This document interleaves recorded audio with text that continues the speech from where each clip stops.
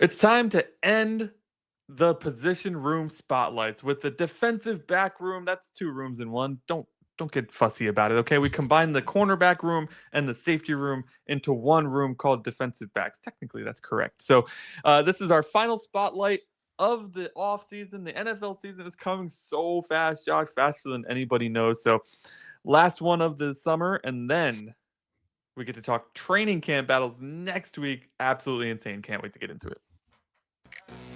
Yeah. Welcome to the 305 Gridiron. Anthony and Josh in the zone. They just slid on, breaking down plays all day. That's the biz on. Every snap, every trap, every blitz on. Talk turf, talk tape, talk pride. From the tailgate smoke to the goal line drive. Aqua Ace cooking heat when the mics turn up. If you're repping Miami, put your hands right up. Hey, this the 305 Gridiron. Dolphins talk, we live it up. Anthony and Josh, Aqua Ace, yeah, they light it up.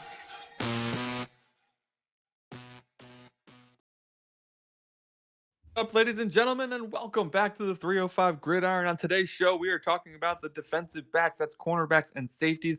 There's a lot to talk about with those rooms, because they're pretty much brand new. They're filled with young talent from the past 2 years that are about to battle it out for positions. I can't think of a more open set of position rooms going into training camp. But first, let me welcome my boy Josh, aka Aqua Ace, over here to my left. Welcome back, buddy. How you been these past couple weeks? It's been good, man. It's been real good. Got a new mic set up, which I'm really happy. We're upgrading and elevating this podcast, both for the fans that are watching, the overlays and the banner and the intro video, but also some of the actual hardware that we're using to record. So I'm really excited. I hope this is working out really well. It's the first time I'm using the damn thing, but really glad to be back with you as always. Really enjoyed the 4th of July, America's 250th birthday, if I'm not mistaken. I think so, yeah. Yeah, which was cool. Old ass broad, man. Yeah, yep. Enjoying the hell out of the World Cup. Really, it's been a fun couple months here. Yeah, a lot going on sport wise. I know baseball's in full swing right now, and it's been closer than ever. Nobody's really running away with it in the American League, at least, which is what you and I watch. Soccer's going on with or football, however you want to call it, with the World Cup. America, of course, gets eliminated by Belgium in an embarrassing fashion.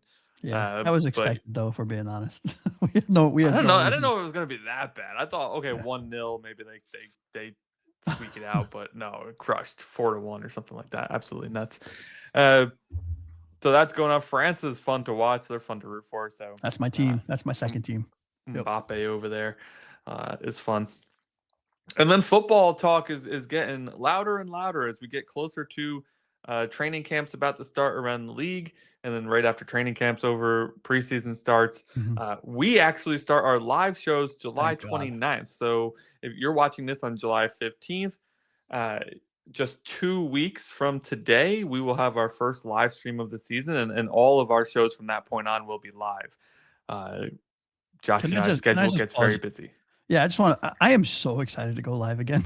I cannot wait. Like, I miss our group chat with the fans. I miss them chiming in and popping up their comments and stuff. And all I can say it's all we have this year too, because the team, I mean, I don't know how good the team's going to be.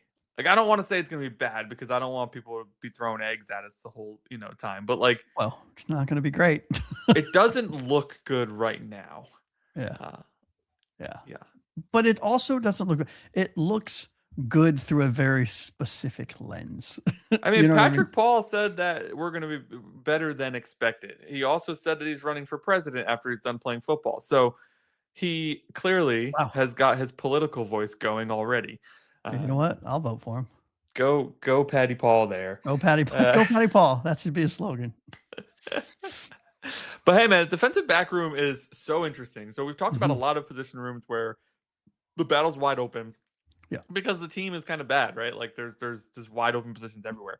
But this team has both an influx of new talent and existing young guys from last year, because we were heavy drafting the defensive back room last year, as well as picking up a guy like Juju Brents, who is quite young as well. So this room, to me, is very intriguing in that we don't know that much about many of these guys because they're so fresh in the league. we only really have minimal playing time to work off of here. Mhm. I mean, because we're going to be talking about guys like Storm Duck, who was an undrafted free agent, right? Jason Marshall Jr., 5th-round pick last year. Dante Trader, 5th-round pick last year, right? Juju Brents, 2nd-round pick, but for Indy, already cut, and now he's with us and played like one game before he got hurt, but did enough in that one game that the new staff was like, "Oh yeah, we'll keep you around," you know. Part of So this staff too was very excited about him. yes, well, Yeah. Josh is very excited about it, and that's probably why he's the first member on this list. But before we get into that, let's talk about the tiers once again. If it's your first time watching, we've created our own set of tiers. It's 1, 2, 3, 4, 5, but we couldn't name it 1, 2, 3, 4, 5 because that's just boring. Ugh. So tier 1 is the engine. These are the core players that everybody depends on, right? In this case, the defense. So these would be guys that are our elite players. Then there's the spark plugs. Those are tier 2. They are playmakers. They're very good players. They can change drives, create chaos, swing games. They just wouldn't really be considered in a class of elite. There's the wild card players. These are guys with real upside, but their role is still way up in the air. The Prove It crew has talent, but the need to earn trust and snaps. These are largely late round picks or guys who are veterans who are coming in to fill in as depth. Mhm. And then the bubble watch, which is your UDFAs and your back half of the roster guys. You occasionally see 1, 2, or 3 of these guys make the roster, Mhm. but for the most part, there's not much to say about them because there's not much known. They either come out of a really small school where like we just don't have any details on them, or they haven't played a lot. So back in the tight end room, we had one to talk about, right? The guy, Yeah. he's an England player. I can't even remember his name. We just drafted him. Yeah, Treador? whatever his name was, we Oh. drafted him, international pathways player. None of those in this one. But I will say, we're going to start at the cornerback room, and I can say, before we even start, Josh, is we don't have any engines or spark plugs in this room. So we're starting at tier 3 when we talk about the cornerback room, which is a problem we had last year, right? Yeah. Well, yes. Yes. So last year we actually felt okay about this room at first, but because we then have veterans. but in training camp and in preseason we lost 3 guys to IR before we even started the season. Yeah. And Cater Cohu, Storm Duck, and Artie Burns. So then like, what the hell do we do now? We were struggling. We got Rasul Douglas in here, who's no longer with the team. Artie Burns is no longer with the team. And there was one other one who we signed and is not with us anymore. Do you remember? Jax, whatever. The guy from Las Vegas, whatever his name was. That guy. Yeah, that guy. Cater Cohu's not with us anymore. Cater Cohu went over to the Chiefs, I believe. Mhm. So, in an almost amazing, unlikely fashion, the first guy we're actually talking about in this list is Julius Juju Brents, the cornerback that we picked up off of waivers from the Indianapolis Colts. He was drafted in the 2nd round in 2023. Could not stay healthy. The Colts just kept drafting corners that found out they didn't really have a need for a guy who can't stay on the field. They end up cutting him last year. He comes over here. He plays for us, I think, 1 game before he got hurt. So, of course, the injury bug caught up to him yet again. But that 1 or 2 games, I forget how many it was, he showed enough in there that, I'm not as excited about him as you are. I'm actually more excited about some of the other guys we have. But there was some talent there, and he has size that this staff is looking for. So if he can stay healthy, I mean, he could legitimately lock down one of these starter roles. Yeah, and I think his size is what makes me excited about him, right? He's got that good blend of big, long, and physical that we don't currently have in the cornerback room. And we didn't have last year in the cornerback room. If you remember going into last season, we had a bunch of fast, twitchy guys, but we didn't have the long outside cornerback that could. And I'm not saying Juju Brents is a lockdown corner. He should be going up against all the number 1 wide receivers in the league, the outside X receivers, because he's tall and fast. But the fact of the matter is, from a physicality standpoint, he checks a lot of the boxes you want. Again, you just need him to stay healthy, and you just need to see if he can continue to put it together year over year and develop into a cornerback that's something more than a 2nd round bust, which he's not. I don't think he's a bust yet. But when you're drafted in the 2nd round of 2023 and you're already on your 2nd team, it's not great. It's not. His, available, the best ability is availability. We say it on the show all the time, and it gets it gets even trickier because injury bugs, for cornerbacks and safeties, where you need to be physically able to be twitched up and have speed and change of direction. Those injuries start flaring up more, the more and more you get them, the more and more frequent and easier they are to get, especially the Achilles, the knee injuries, the hamstring injuries and stuff, which is some of the stuff he was dealing with. So I'm excited to see what he does. Again, we're starting with tier 3 for a reason. I don't have high hopes for anyone, but there are a few players that I have asterisks next to that I think could turn into something. Juju is one of them. ESPN says he played 7 games last year. I don't remember that being. Yeah, he was a part-time player a lot, and then due to injuries, I think he started 1 or 2, and then he got injured. Yeah, I don't really have much to add to that. I think all of them have the same. For me, like there's probably 4 or 5 of these young guys who have the same level of kind of excitement for me. Same. Who are just kind of like, somebody stand up, right? Like, put it together. Will the real cornerback please stand up? Let's say, like, somebody just get things together.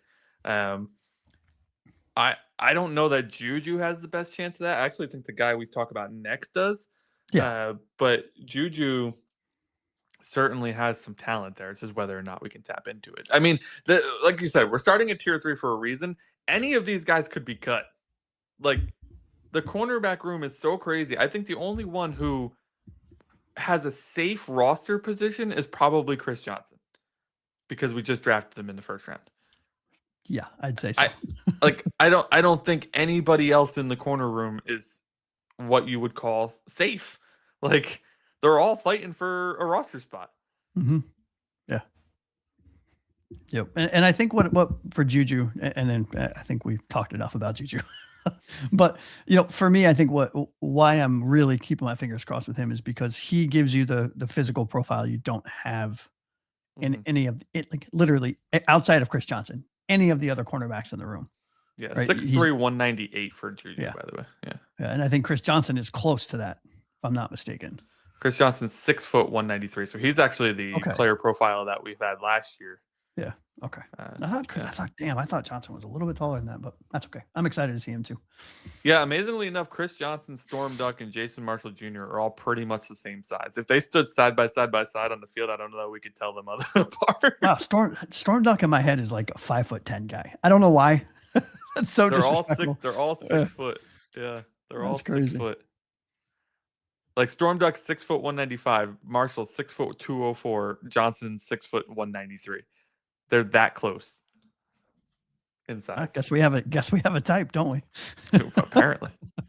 Speaking of Storm Duck, man, he's the one I want to talk about next. He's the one I think is one of my favorite players. Mm-hmm. He's an undrafted free agent out of Louisville. He's going into, I believe this is his 3rd season. One of the more interesting UDFAs that we've picked up in recent memory, for me at least, at the cornerback position. And it's not that he's done anything on the field that spectacular just yet, although he has had his fair share of good plays. What I like about Storm Duck, and what I think that this coaching staff is going to be like about Storm Duck, is he is the old school cornerback who goes out there and tries to rattle his opponent with words more than anything. This boy goes out there and talks. And he talks and he talks and he talks, and he's got such a personality, and he's got so much attitude. And I mean, I just love that style of old school corner, seeing them come back. And that's kind of why he's the most exciting to me, because like, you need the guys that have that dog in him, especially at corner. If your corner isn't confident, your corner's useless, because it's the most picked on position in the entire NFL. It's the position that the rules go against the most. Like, rules are set up to make this position incredibly difficult. And still, we see guys out there who are really good at it and who can lock down players and stuff like that. I don't think we have any lockdown corners. We'll see what we have in Chris Johnson. But Storm Duck, to me, is the guy who's coming back, who I'm the most excited about. He also happens to be the most veteran Dolphin in the room, I think. Him and maybe Ethan Bonner. which is crazy. Didn't have that on my bingo card. So, yeah, the physicality, the toughness, the attitude, those are the things I like out of Storm Duck, and that's kind of why I'm pumped to see if he can return from the injury and build upon a rookie year which I thought for a UDFA wasn't that bad. 14 games played, 35 tackles in his rookie season. That's solid playing time for an undrafted free agent. Yeah, I mean, look, he's can we just talk about his name first of all, right? The gold medal name for a football player, right? Storm Duck. Yeah. That's perfect. It's beautiful. And I think what you and I talk about him all the time, especially during the season, was he's that, like, he can play inside, he can play outside if you need him to. I think I prefer him as a slot cornerback just personally, but he played a lot on the outside and he did it really well when he was healthy.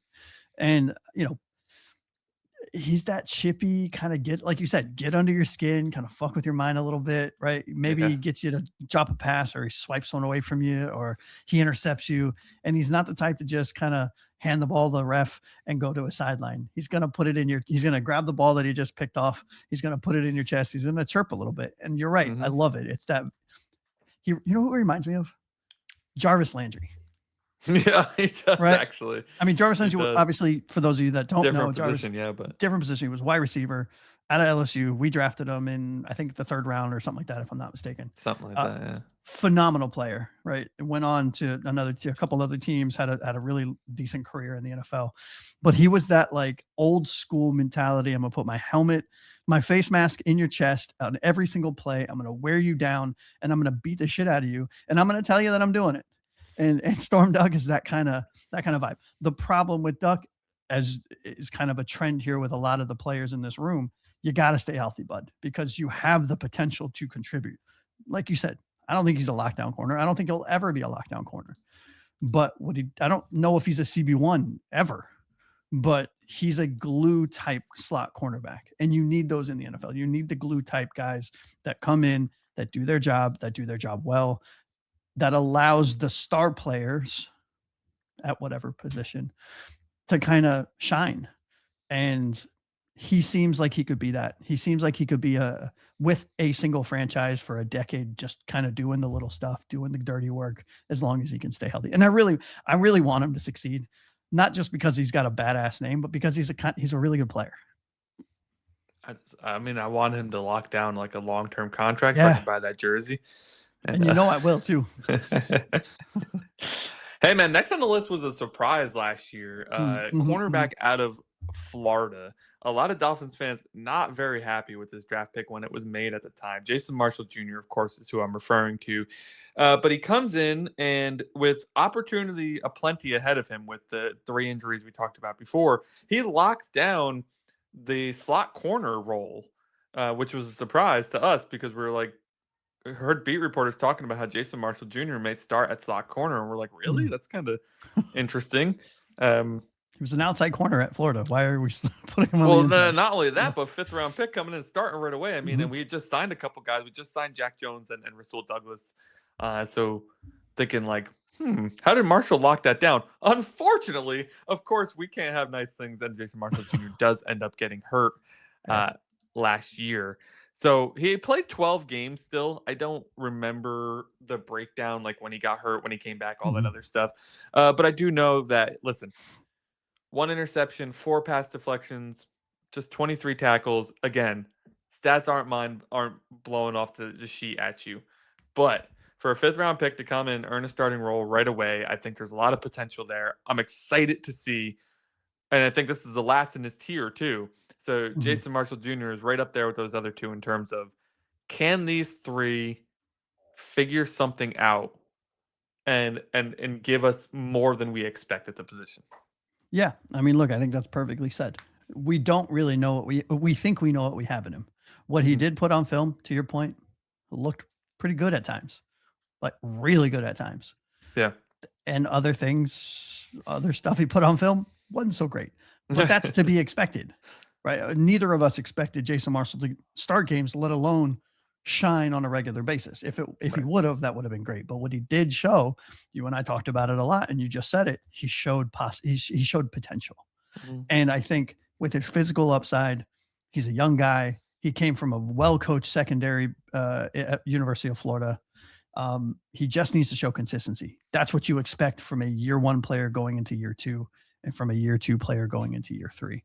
And this is a year one player going into year two. And this is kind of a pivotal year if you think about it. 5th round picks, I believe, are only signed to a 4-year contract. I think, if I'm not mistaken. Yeah, for everybody except for first rounders are 4-year deals. Yeah. And I think the 4th year might even be a team option, if I'm not mistaken. Whatever the case is, he has a very short amount of time to show an NFL team, in this case us, or anyone else for that matter, that he's got NFL level talent to be on a roster. And I kind of happen to think he does. I don't know where he fits in the roster, but he deserves to be on a roster because you saw it last year. He got his hands on 4 pass deflections, I think is what you said. Yep.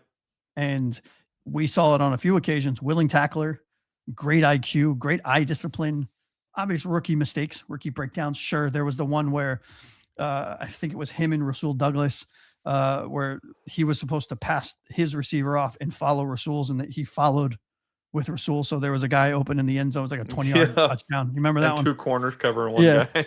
So, I mean, look, shit like that happens. He's a rookie, but I really like to see what a player is going to do with a full off season in an NFL room with NFL coaching, hopefully working with his position room coaches, hopefully working with, because you see a lot of like fellow rookies and fellow young people, young players in their position get together in the off season, like Teron Armstead used to do with his offensive lineman camp. And like quarterback, it was Malik Willis got together with a handful of other ones. Who's the Houston? CJ Stroud was there. Willis was there, and a few others this offseason throwing balls together. So hopefully he did some of that. Hit the books real hard, hit the weight room nicely, worked with his, strength and conditioning coach, worked with his dietitian, in-house or personal. And this is what I like to see. Did you put the work in the offseason? Because you showed us, what you're doing. Now you just need to be more consistent about it. And to be more consistent about it, at least in my opinion, you got to practice, you got to learn, you got to study. And so I'm really excited to see what he does. Yeah, I think the difference is, of course, we've talked about this plenty. What does this staff like, right? Smart guys who love the game. So those are the guys who are going to stand out. I think that many of these guys we're going to talk about today are kind of on equal footing in terms of physical ability. Sans maybe Chris Johnson, who's coming in as a first-round pick. But, the rest of them, UDFAs, late-round picks, guys who are maybe not the most physically gifted people in the world. They need to figure out how to succeed in other ways. Speaking of, next on the list, Ethan Bonner. Next tier. He's an Approve It crew tier. Now let me pause you just so that you guys are watching. We're not so when we say the next tier is the Approve It crew, and then we start with Ethan Bonner and then go to Chris Johnson. Don't panic. These aren't in order. They just group together. They're in no specific order in each one of these groups. So I just want you guys to not crucify us too much in the chat or in the comments. He's lying because he put the list together, so he's just trying to cover his ass. It's okay. It's okay. Well, that bus is heavy. Ethan Bonner, by the way, I'm surprised as an Approve It crew. To me, this is a total bubble watch guy. I mean, embarrassingly bad last year, given his opportunities. A guy that we liked. I won't talk for you. A guy that I liked coming in. I thought he showed an incredible amount of speed. He's a corner who has a lot of speed, has a lot of ability, but man, last year got picked on quite a bit to the point where he ended up getting replaced. I forget who by who, but I didn't even remember what game it was. I just remember there was a game where Ethan Bonner was out there. They kept throwing it to him. He couldn't do anything, and eventually he just got pulled. And then the guy who came in for him did fairly well. So Ethan Bonner, UDFA out of Stanford, man, I think there's a lot he's going to have to do to make this team.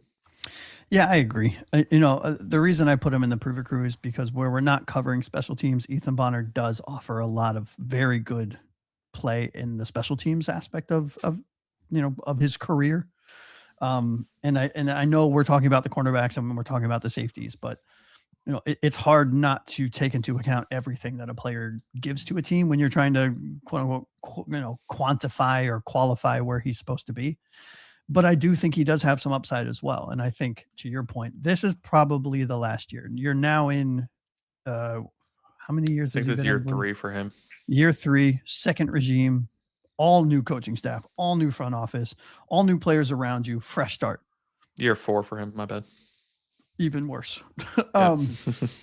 It's time to get healthy. But again, in the same thing, all of the same stuff that we talked about, Juju, you're a fast guy, quick twitch.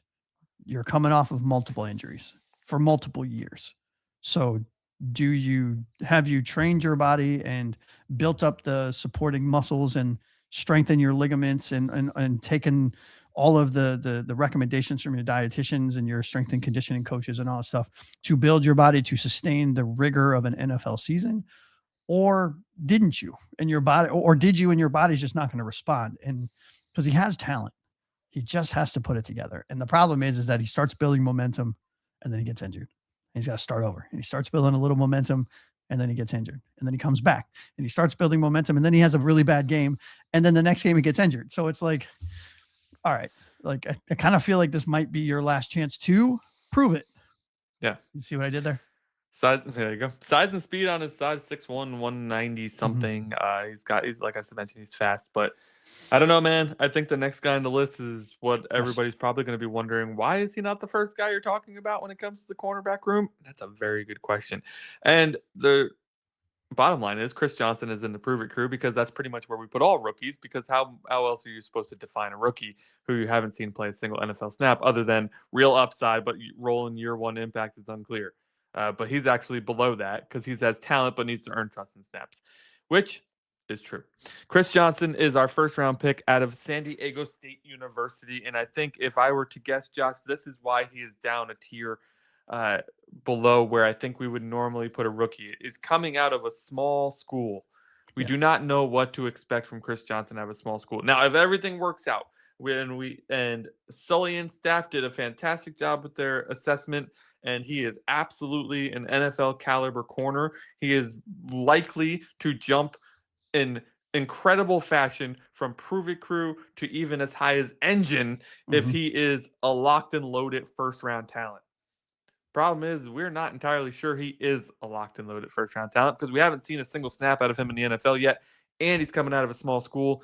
But 6 interceptions in his career at San Diego State. Josh, what are you excited about for him? What are your overall thoughts on our second first round pick of the 2026 NFL draft? Yeah, I mean, for those of you that watched our live show when we did the first round, we were both a little perplexed. But to be fair, because I'm sorry to cut you off, but everybody else loves this pick. Yeah. I feel like we are on this little tiny island out here in the middle of nowhere, and everybody else is in Havana. Nice. Real fun, baby. Yeah, look, I'm excited, and please don't take this as, oh my God, they're shitting on our first round pick. Oh, way to go, fellas. Because I'm actually really genuinely excited about what to watch him, to see what he does. Because coming out of a small school doesn't mean you're not talented. It doesn't mean you don't have the juice and the stuff to be a star in the NFL. And that's not what we're saying. We're not saying he's not going to be a star. We're saying the pathway is a little bit more difficult when you're playing at a school, and there's no shade on San Diego State. When you're playing at San Diego State, or is it San Diego or South Dakota? San Diego, right? San Diego State University. Yeah. When you're playing at San Diego State against the competition that school plays against versus a cornerback, for example, coming out of Alabama or LSU or Ohio State, when you're playing against bona fide NFL talent on a weekly basis. Now, that's not to say we've seen plenty of examples of it where these high school, talented first round draft picks bust out. So, I mean, what the hell do we know? And again, this is all a lottery. You don't really know what you're going to get. But I will say this. I think of any of the later round first round picks, I think Chris Johnson has the chance to be one of the more successful ones. He's going to be in a position, he's going into a room where all you got to do is breathe, have a pulse, and stay healthy, and you'll be on the field. You know what I mean? He's not coming into a room where he's got 2 bona fide outside cornerbacks and he's got to fight 6, 7, 8-year veterans to sniff playing time. Dude, you show up and you have a pulse and you're not injured, you're playing day one. Yeah, I'll say, and this will be a little bit of a primer to our training camp battle show next week, but don't take the tiers to mean that's where we think they're playing. Right. because I think Chris Johnson's likely our CB1, Yeah, for sure. despite being the fifth corner we've talked about here Mm-hmm. on the show. I expect him to be the CB1 because if you come into this cornerback room as a first round pick and you can't solidify yourself as the cornerback one right away, I am already concerned. Yeah. Right. You're beating out a slew of nobodies, like legitimately. We may like these guys, but if you ask a normal NFL fan who the hell Storm Duck is, they could not give you an answer. Is that a Disney character? In fact, they might think you're giving them a fake name. Yeah. Hey, do you know who Juju Brents is? Right. The average fan has no idea who the four guys we talked about before Chris Johnson even are, let alone like their stats or where they played, anything. Yeah. So Chris Johnson needs to come in here and lock down that CB1 thing. And I do think he will. Now, I will be happy if he's one of the just be a starting cornerback. Dude, again, what we just said, you're coming out of San Diego State, you're a first round draft pick, and you're a rookie coming into one of the hardest positions to play in the NFL. You're going to be going up against some of the best talent in the world, some of the best athletes in the world. In a perfect scenario, you're CB1. But if you're starting in the NFL as a rookie coming out of San Diego State at the cornerback position, that is a rookie year complete with a success check mark as long as you play them throughout the year. What I'm curious to see is how he handles NFL route trees and wide receivers that have fine-tuned their craft, right? So I want to see his eye discipline. I want to see him stay healthy. I want to see him learn how to be an NFL pro, because I do think, man, he's overflowing with potential. And again, to your point, and I cannot reiterate this loud enough for those in the back that aren't listening, listen up.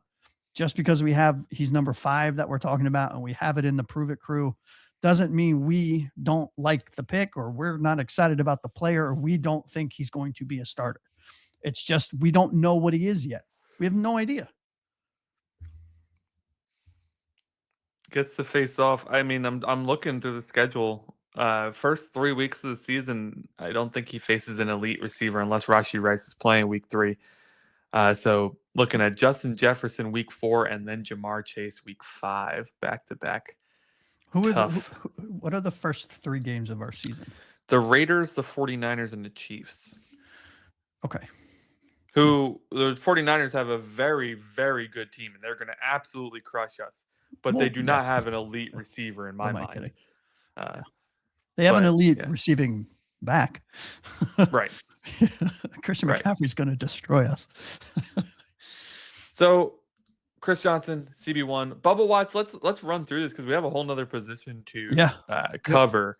So I'm going to read the names. Tell me, only one of these guys stands out to me. Tell me who stands out to you. So Alex Austin, Darrell Baker Jr., Miles Battle, AJ Green, Ethan Robinson, Marco Wilson, and Omar Brown are the remainder of the corners we have on the roster.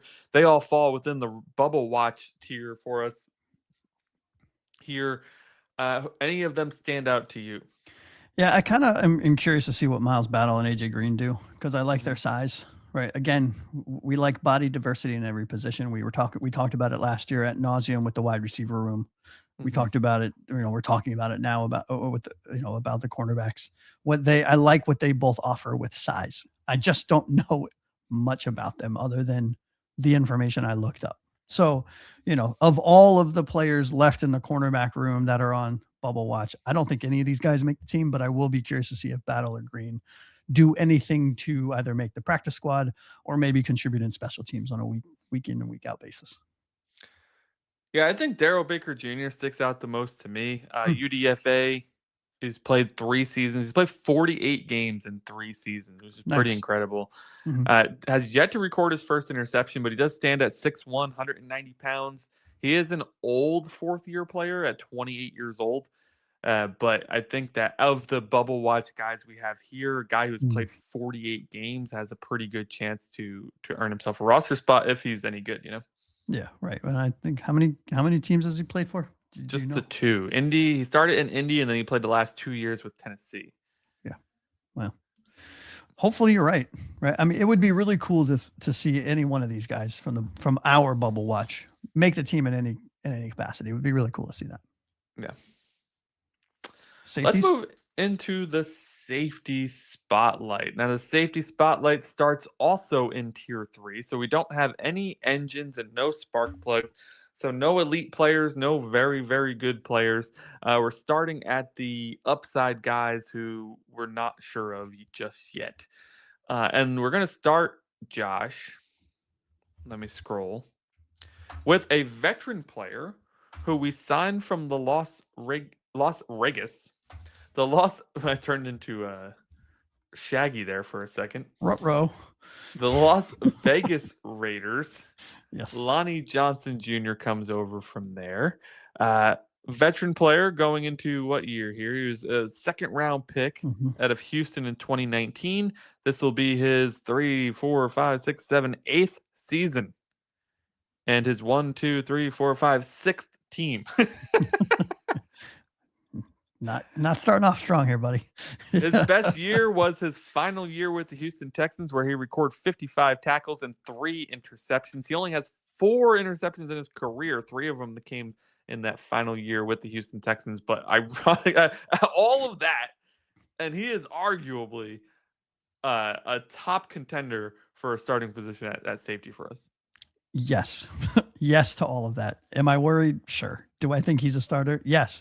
Am I excited to see what he brings? Sure. Because I don't know, like, we don't have much else, right? And I think, he's big, he's physical, he's got plenty of NFL experience, so the IQ is there, the understanding of route concepts and where he needs to be and eye discipline and all of that other stuff, and being able to learn a playbook and ingest, whatever he needs to at whatever position he probably starts at least to begin the year, I think is intriguing.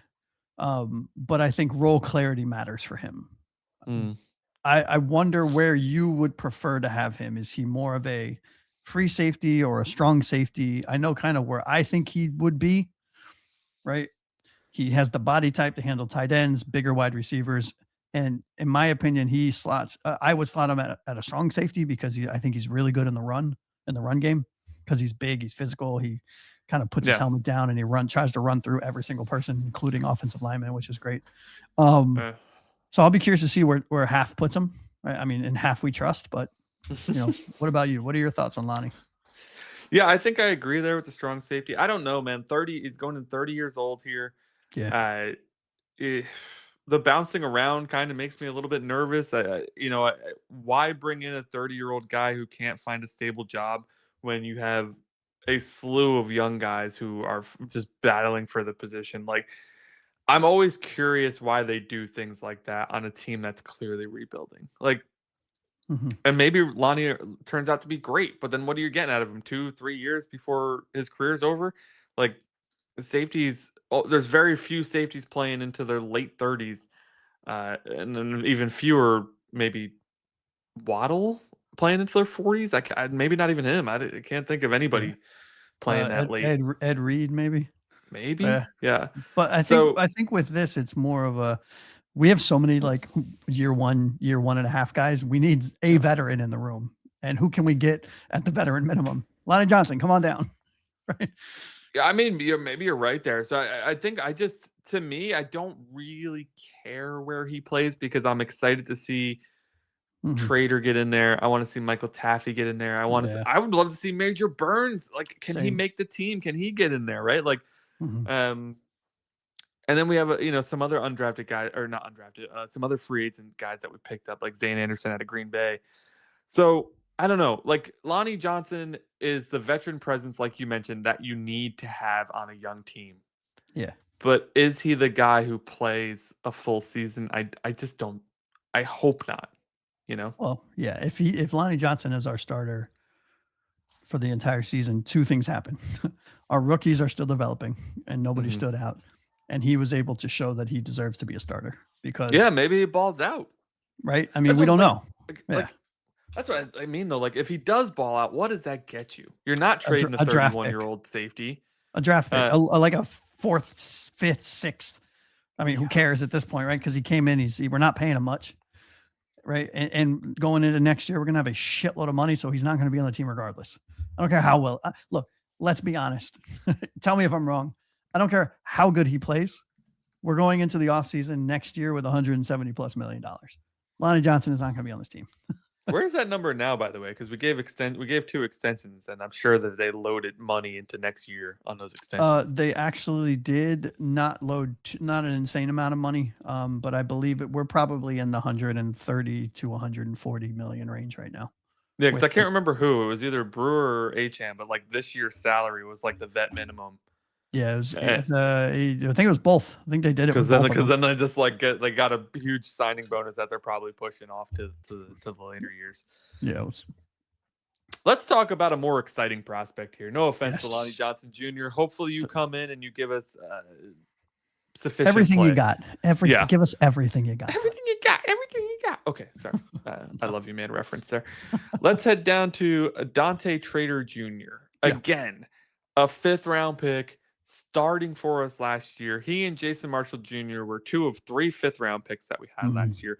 Maybe the greatest gifts that Chris Grier left us before he was finally ousted as the GM of the Miami Dolphins. But there's something about this guy, man, that I really like. I truly think he has a safety position locked down already.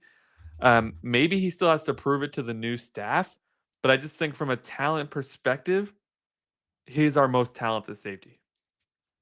I think it's one of them. Yeah. I mean, I really, really enjoyed, I believe he played at University of Maryland, if I'm not mistaken. He did. Yeah. And I really, really enjoyed his college film.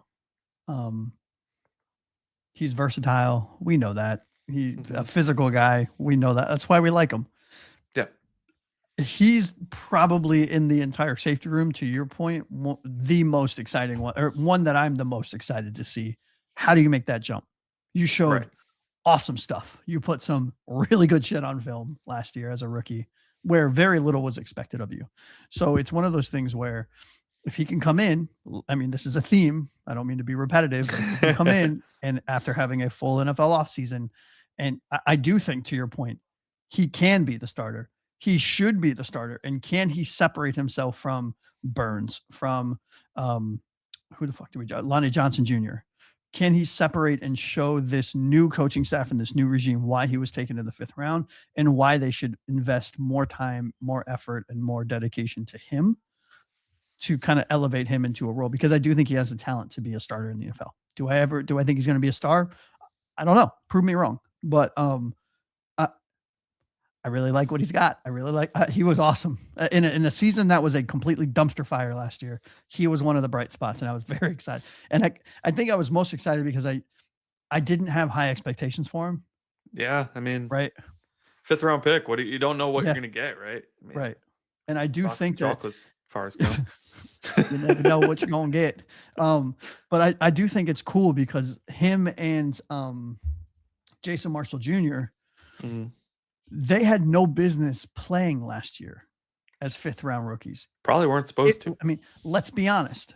I'm glad that they did, because I do think that experience is going to potentially, assuming they put it all together, fast track their development. They're not coming into year 2 like Patrick Paul did and did very well at, mind you, only playing a handful of snaps behind a phenomenal starter. They got in, they got their hands dirty, they made their mistakes. They made boneheaded rookie mistakes, but they also made really fucking amazing, unheralded rookie plays. And so I'm really excited to see what they do in year 2. And he played, I mean, unlike Jason Marshall, Trader he did get in because of injury, but not for the entire season. He got in because of injury and kept his job even when the injured came back. Very much so. We picked up Fetu Melifonwu. We picked up Ashton Davis. We traded for Minkah Fitzpatrick, right? And all 3 of those guys started over Dante Trader Jr. All 3 of those guys got a chance before Dante Trader Jr. And then Fitzpatrick gets a little banged up. Melifonwu, of course, gets banged up because that's just his MO. And then Ashton Davis just wasn't efficient enough. It wasn't efficient enough all-around player. And Weaver puts Trader in over Davis because Davis, well, let's face it was just a missile in a uniform. I like that. And so Dante Trader kind of takes that role, and he kept it the rest of the season. Yeah. And he did well. He did well. Like, look, do you have the stats? I'm trying to look it up. 17 games, 55 tackles. He had 1 forced fumble, 1 fumble recovery, a pass deflection, and a stuff. So again, not bouncing. Like, it's not eye-opening stats. Mm-hmm. But when you put it in the context of a 5th-round rookie who was the 4th-string safety, that is an incredible stat line. Yeah. I mean, look, I think I think he had the best stat line of all of our later round picks, right? And you can argue probably the best stat line of most of the later round picks, which is crazy because going into year 2, you're like, who is Dante Trader Jr. really? Well, we don't know yet. But what we do know is he did put some serious stuff on film. So I don't know about you. I'm really excited to see what this guy does because he's going to play a lot in the preseason because the coaches need to see what they have. All of these guys are going to play a good amount. And so we're going to get eyeballs on these guys early and often, and I'm super pumped about it. I'll be honest with you.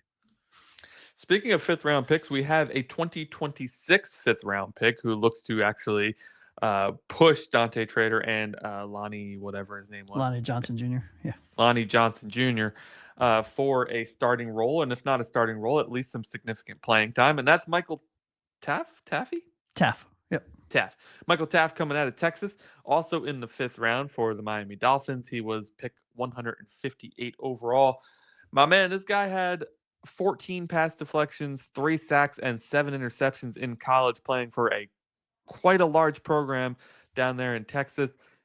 70 plus tackles each of the last 2 years. Why does he fall to the 5th round? Are we lucky or are we suckers? I think we're lucky. I mean, if you remember, we did I don't remember when, an early roster where we were talking about who starts, who doesn't, et cetera, et cetera. I actually think at the end of this, Michael Taaffe could be a starter. Yeah. For us, or like day 1, like week 1, day 1. Trader and Taaffe might not be bad back there, man. Yeah. Look, this dude coming out of Texas, he is touted for his toughness, for his instincts. I am excited because coming out of college, he was one of the higher IQ football players in the draft, in my opinion, for whatever the hell that's worth. He needs to prove that he has NFL level range, if that makes sense, because he's fast. He's got the IQ. He's got the body control. He's got everything you want in a safety. He is a free safety for me, not a strong safety. He can definitely get into the box. He can lay some wood, but he, in my opinion, he's a free safety because he's the kind of guy you want should he pan out. He's the kind of player that you have as the last line of defense. He can read everything and then, make a single cut and make the play. And I do think that if he doesn't start right away, he will be starting by the end of the year. I think he's, because we're rebuilding, because, whatever the case is, Michael Taaffe should get a chance to start as long as he plays well. And he's one of our draft picks that I'm most excited about. Yeah, man. I'm like you said though, it's the smart, instinctive players that can usually overcome physical limitations. Yeah. And if Michael Taaffe can overcome the physical limitations, which is very hard playing free safety, by the way, you're the last line of defense. You need to be faster than you have the speed to be fast of. And smart enough to not get tricked by a guy who's faking to the inside and then running right past you. This team is so exciting, I think, and we've talked a lot about this, but is because this feels like a Madden rebuild. I know you've done it before. You pop open Madden. You're sick and tired of playing as your team roster, so you start a fantasy draft and you pick all the worst players in the draft because you're like, I'm gonna build this thing from the ground up, and it feels like a real life version of that right now. So there's going to be a lot of there's going to be a lot of growing pains, but the potential growth we're going to see from preseason week 1 to week 18 is absolutely nuts. And I'm so excited for it. And I think Michael Taaffe is one of those guys that could go from special team contributor to regularly playing 50 to 60% of snaps. Yeah, agreed. 100%. I'm excited to hear what you think about this next guy. This next guy is coming to the Miami Dolphins just because he wanted to battle Storm Duck for the best name in the NFL. That's the only reason he's on the team at this point. No, I'm kidding, of course. This player is named Major Burns. Major Burns was a 4-year starter for LSU back in 2021 through 2024. He was a 5-year NCAA collegiate player. Before going to the UFL, he went undrafted, and it doesn't look like he earned any playing time in the NFL. So he goes to the UFL and plays for the Houston Gamblers, where he earned all UFL honors, leading the entire league in interceptions with 4, and had 45 total tackles. He comes in at 6'2", 207. This is just pure raw talent that Half is like, let's see if I can mold him. Roll the dice. If I can't mold him, our practice squad pays more than the UFL, so maybe he'll like it there. Yeah, I don't think I could have said it better. He is a ball of clay that has physical upside out the ass. Right? He's tall, he's fast, he's athletic. He clearly can play defense. Is he the next Cam Wake coming out of the Canadian Football League, or in this case, the UFL?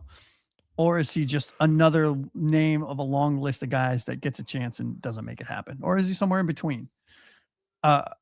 I'm starting to really trust Half and Sully and their decision-making and who they bring in and why they bring them in and what they see in the player. Because I feel like a lot of the moves that they've made, and I don't know how you feel about this. Maybe it's just me, but I feel like there's a purpose. Yeah. They have a vision. It's not like we're going to bring in a bunch of guys and let them figure it out, and then we're going to take the best ones. I don't believe that for a second. I know they said that about the offensive line and all this other. I don't believe it for a fucking second. I think every draft pick was with purpose. Every early free agent signing was very purposeful, very direct, very cards on the table. And I know Major Burns, like you said, coming from the UFL, not a lot of hype, not any expectations, but I think they see something that they like, and they see something that they feel like they can build on, elevate, so that he can contribute. And I'm excited to see what that is, right? Because I had zero confidence in Greer. I had zero confidence in Mike McDaniel. Yeah. I actually like the moves that these two have made. We've torn this thing down to the studs. Yes, I know. Don't roll your eyes too loud, especially those that are watching, that have watched all of these shows. I've said it. I think I say it at least once a show. We've ripped this thing down to the studs. We have 63% or whatever it is of our total cap space that's allocated to players that are no longer in this team. They tore this thing down. This is an official Madden rebuild, to use your phrase. So getting somebody out of the UFL and Major Burns who might be able to contribute because they see something in it, low cost, team friendly deal. Let's see what you got. Put up or shut up. Now's your chance.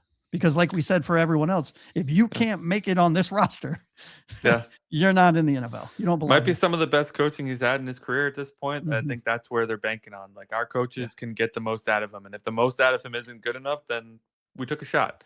Right. And that's that. Hey, last guy we're going to... You miss 100% of the chances you don't take, right? Mr. Gretzky with that one. There you go. Last one we're going to talk about before we head into the bubble watch is Zane Anderson. He's a special teamer that comes over from the Green Bay Packers. I fully expect him to remain a special teamer, but I'm interested to see what your thoughts are. No, I don't think he wins a starting job. I don't even know if he contributes all that much in the safety room. But again, when we're talking about these players, there's not a lot to talk about him as a safety or cornerback. You have to evaluate him as an NFL player on a roster. I think Zane Anderson, to your point, is coming over from a team. These guys know him very well. They've signed him for a reason. He is a special teamer. I think he'll be a very valuable core special team player for us, which is why he's not in the bubble watch, because I think he does make the team. Both Major Burns and Zane Anderson at 6'2", 200 and some odd pounds. So we have a type there as well. Mm-hmm. We may as well talk about the one bubble watch player we have in the safety position, and that's Lewis Moore, rookie, I believe, UDFA, who is just looking for an opportunity. And what better team to look for an opportunity on than the Miami Dolphins? Coming out of Indiana, actually. That's the championship team, right? Yes, it is. I don't follow college that well. Can you tell? So the championship team, he actually, what an interesting college career, by the way. He played his freshman and sophomore year at Indiana, leaves for Ole Miss, and then comes back to Indiana for the championship run. actually had a pretty incredible stat line. How this guy is a UDFA, I really do not know. 90 tackles, 6 interceptions in his senior season. Before he left Indiana, he had 83 tackles and 3 interceptions with 3 forced fumbles. So that's 6 turnovers in each of his last 2 years with Indiana. Mhm. How does this guy go undrafted? I just don't get it. I don't know. I don't know. I don't know either. I'm very excited about him. I'm 5'11", kind of 190, 191. Like that's kind of the prototypical. You want maybe a little bit more height, 6 foot, but I love this dude. And I can't believe, I mean, I believe he was one of the first that we signed. My only question is, and I don't know if I made the mistake with him. I know we signed somebody, and it might have been the running back that I'm thinking about, where we signed him as an UDFA. Everyone had crazy hype around him, and then he like retired. That wasn't Lewis Moore, was it? I think that was that was Le'Veon. That was Le'Veon Moss. The that's running right. back. That's right. That's right. Yeah. So yeah, Lewis Moore. I think obviously we have him in the bubble watch because he's an undrafted free agent, but his college tape and his college stats are bananas. So yeah, it's interesting that D'Angelo Pons would get drafted in the second round, and this guy who had just as many turnovers, arguably, more goes undrafted. So like, I am just curious to hear from Indiana. If you're an Indiana fan, if you're a Hoosier fan, drop a comment. Like, why did this guy go undrafted? There's clearly a reason. Yeah, what are we missing? I don't believe that 32 NFL teams are idiots. So what are we missing on this cat that he ended up being in a UDFA? And if we truly aren't missing anything and he's just that good, we may have a real steal here. Yeah, I mean, he is a little bit slow. I'm looking it up while you were talking. So slow. He ran a 4.46 at the pro day, listed at 200 pounds while he was playing at Indiana. Measured, I think, 190, 191 at his pro day. I wonder if he's coming off an injury, maybe. I don't know. I mean, he was All-American, all Big Ten honors last year. Maybe. Oh, well, so I'm looking here. Off the field issues? Off the field issues. Off the field issues, and he's got short arms, which apparently is a deal breaker for a lot of teams at safety. But I don't understand. The off the field issues were just that he sued the NCAA, so maybe the NFL and NCAA were like in cahoots. So like, well, he sued us, bro, so you can't draft him. So fuck off. Yeah, I don't know. All I know is I'm glad he's on our team because again, ball of clay. See what we can do with it. I'll be honest, coming into the show, I knew absolutely nothing about Lewis Moore. Now I leave this show excited about Lewis Moore. And that's the point of the show. You're exactly. You're welcome, fans. If you didn't know who 207 Lewis Moore was, it was just another name on a spreadsheet for you. Star him. Keep an eye on him. Training camp battles are coming up in 2 weeks, I think. 3 weeks, soon, dude. Something like that. I think it's 3 weeks away. Yeah, get ready. All right, buddy. You ready to do some secondary awards? Let's do it. We just grouped these together. Yeah. So secondary defensive backs awards are they could go to a corner or a safety. Josh has filled out his, so I could see his, but he can't see mine because I haven't filled mine out yet. So most important wild card player out of these two rooms to you? Juju Brents. First name we talked about in the cornerback room. I admittedly am maybe a little bit more enamored with him than most because I do like the combination of size and athletic profile. Just need him to stay healthy. Please stay healthy, buddy. Yeah. Right. What about you? I got to go with Michael Taaffe here. I feel like the safety room is so empty that we need somebody to step up alongside Trader and just do anything. Just be a body.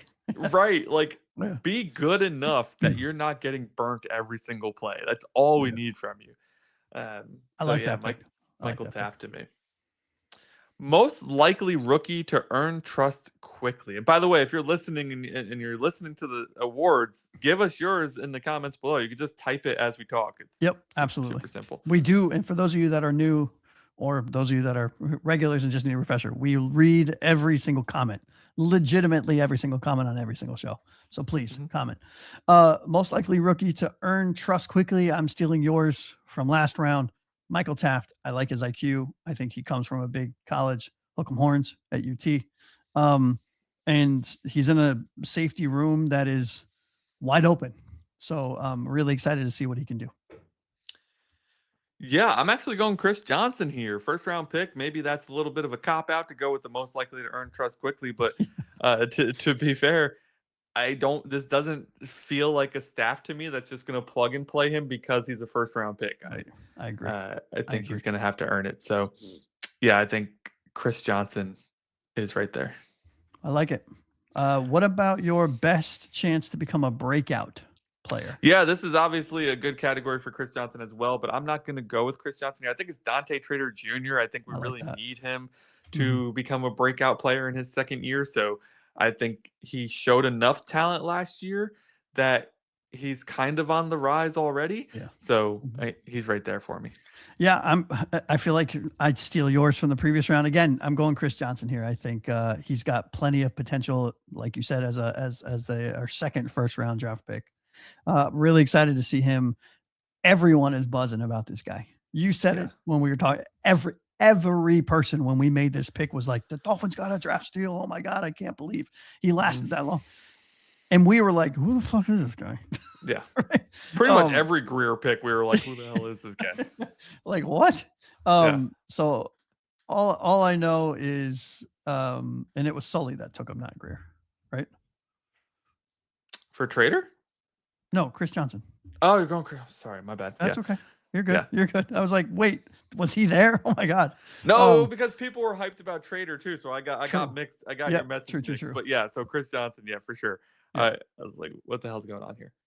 I was like, oh no, he does not get to put his name on this one. Most physical presence. Storm Duck, baby. We talked about it already before. Like Storm Duck is coming in, is knocking your head off, and then he's letting you know about it. So I definitely think that he's our most physical presence out there. Yeah, and you know what? I'm going to second that. I'm changing my answer on the fly. I'm seconding that one. Storm Duck. There we go. Storm Duck sweeps the most physical presence award. Hey, man, let's jump into the most important special teamer. We have talked about a lot of special teamers, but on this roster, there's going to be a lot of special teamers who have a chance to be not so special teamers. Who is your special teamers? Who's your most important special teams case? Yeah, I kind of copped out here. I think Zane Anderson was brought in specifically for his prowess from the Green Bay Packers on special teams. I think he's going to be one of our special team leaders on this team. He should be. I'm excited to see what he does on special teams. I'm going to be watching, ironically enough, this year, because the other stuff might not be so pretty. I'm going to be watching special teams closely because I'm excited to see how those players, the kind of bottom of the roster players, contribute on special teams. Yeah, I'm putting Major Burns here mainly because I want to see him make the team, right? So I think if he can solidify himself as a special teamer, that buys him more time to prove he can play the safety position. So I think I would love to see Major Burns become a significant special teams contributor. How about the most interesting positionless player?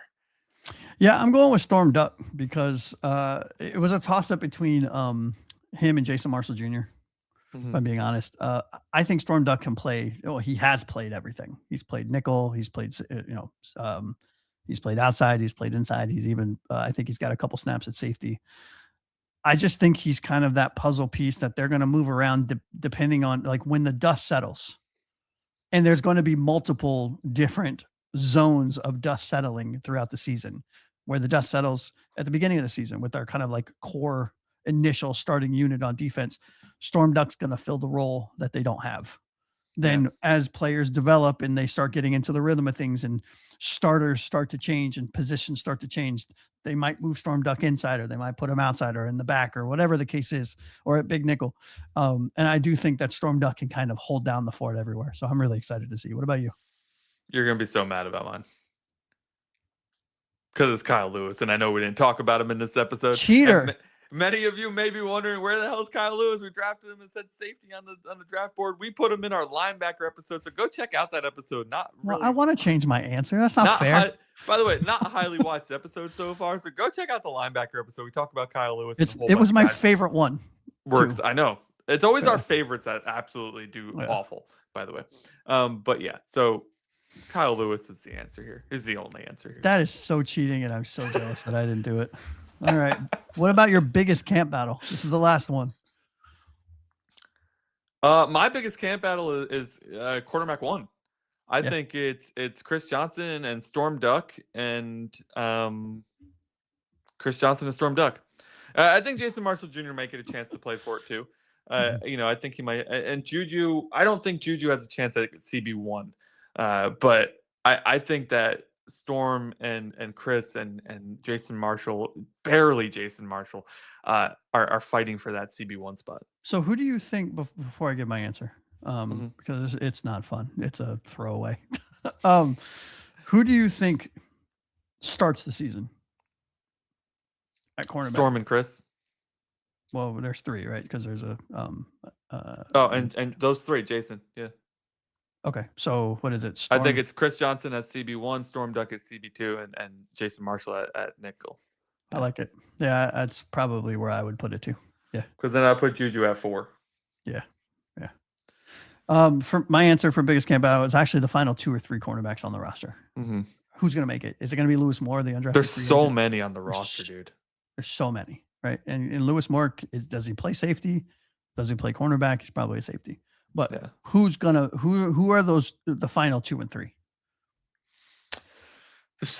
I don't even know. Like we ran out of time to talk about all of them. That's how many there are. Like we just skip through them all. Let me read the names again just for people who are still listening. And if you're still listening, thank you so much, and hit the subscribe button, because if you are over an hour into the show and you're still not subscribed, I don't really know what to tell you. You have a problem. Alex Austin, Daryl Baker Jr., Miles Battle, AJ Green, Ethan Robinson, Marco Wilson, Omar Brown. That's our bubble players. Just the bubble corners. Crazy. All right, man. What is your room confidence on the secondary? Typically, this is just one room, but since we covered 2, you can either give both rooms a separate grade or give one combined grade if you want. I'll give a combined grade because it would be the same grade for both. It's a C-. I mean, it flirted with a D+, but there's a lot of young talent that's intriguing to me, which brought it up from a D+ to a C-. Mine's solidly at a D and almost an F. I mean, my confidence in this room is almost non-existent because we just don't know anything about most of these guys who are expected to start for us, Yeah. So, hey, in a perfect world, Chris Johnson ends up being a first-round pick. And that's what we have to assume he is at this point, right? Mm-hmm. Everybody's pumped for him. We can't assume we're the smartest guys in the room and that we're going to be right and everybody else is going to be wrong. But we are the smartest guys in the room. Yeah, I mean, maybe I'm a little high on the room because there's a lot of intriguing rookies, especially if you throw Kyle Lewis in there, right? Yeah. At safety. I mean, if Kyle Lewis is in a safety, if we come out of training camp, Kyle Lewis is a safety, it bumps it up a little. Yeah. That also means that our existing safeties did an absolutely terrible job in training camp. Facts galore. Kyle played safety at the Senior Bowl, I think, right? He did. Yes, he did. So I think there's a good chance he should have been talked about in this episode, but that's okay. Well, we talked about him in the linebacker, and I do think he plays both. Depending on the week and depending on the matchup. I will say this: we can't fix everything in one offseason. We both know this. You guys know this. Y'all that are watching, we were down to the studs. So I'm not surprised that there are rooms on the defense and rooms on the offense that kind of look like ass dog water, right? There's a lot of fun to watch. But it won't be fun to watch, if that makes sense. Perfectly said. That's where the show ends. That's it. We got nothing else. It's perfect. That'll do it for today's show. Thank you so much for watching. This was the final in our position battle episodes of the 2026 off season. I can't believe the off season is almost over already. If you're still watching, please hit the subscribe button. It's free, and we have a goal of getting to 250 subscribers by August 11th, which is suddenly coming very, very quickly. And we are no longer on pace to hit that, so we need your help to go ahead and get 250 so we can do our jersey giveaway. Josh has been trying to do a jersey giveaway for months now, and we just can't. I just want to so bad. Like you just can't. We can't do it if you don't hit the number. All right, just hit the number, please. I want to get one of these number. Away. It's 250. It's not that much. There's at least 250 of you out there who don't even use YouTube. Fuck it. I'll even up the ante. I will contact you first. You tell me what jersey you want, and I will buy it for you. There you go. Or the podcast will buy it for you. Sorry. Yeah, come on. Give the whole podcast credit. There's a lot of people working behind the scenes here. There are. Like you and me and me. You and you. And me. And Yeah. us. Yeah. Occasionally the cat wives. jumps on the keyboard. You can count him. Right. The wives. They support the house while we're doing this hobby of ours. They're masterfully supportive. Huge shout out to the wives because yes, this takes a lot of time. Yes, it does. Awesome. All right, for Josh, aka Aqua Ace, over here to my left, I'm Anthony Pinzone. This has been another episode of the 305 Gridiron. Thank you so much for watching. Until next time, fins up, baby.